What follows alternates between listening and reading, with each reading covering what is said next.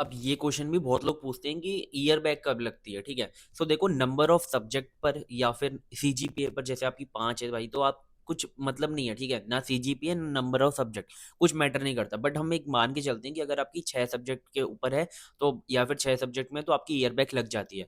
But main जो AKTU का rule है ना, वो है हमारे क्रेडिट्स का, ठीक है। आपके जो सब्जेक्ट, आपने सिलेबस देखा होगा, ठीक है, उस सिलेबस के अंदर हमारे सब्जेक्ट के आगे एक क्रेडिट मेंशन होते हैं, 4 क्रेडिट, 3 क्रेडिट, 1 क्रेडिट, ऐसे क्रेडिट मेंशन होते हैं, ठीक है।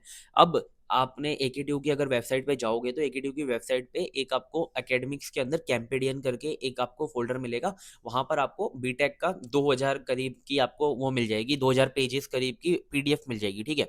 उसके अंदर आपके सारे रूल्स जो हैं वो मेंशन होते हैं, पूरी आपकी बीटेक के, चाहे आप किसी भी रूल हो आपका, उसके अंदर मेंशन होता है। तो वहां पर हमारा ईयर बैक का जो एलिजिबिलिटी है, जो रूल्स हैं, वो ये है कि आपका जैसे फर्स्ट सेमेस्टर है और जो सेकंड सेमेस्टर है, ठीक है, ये हमारा एक ईयर हो गया, एक ईयर के अंदर 2 सेमेस्टर होते हैं, ठीक है। तो मान के चलो कि आपके फर्स्ट सेमेस्टर में आपको क्रेडिट चाहिए थे 18, ठीक है, आपके जो टोटल सब्जेक्ट के मिलाकर जो टोटल क्रेडिट थे वो थे 18, ठीक है। और सेकंड सेमेस्टर के अंदर जो आपके टोटल सब्जेक्ट के क्रेडिट थे वो थे 20, ठीक है।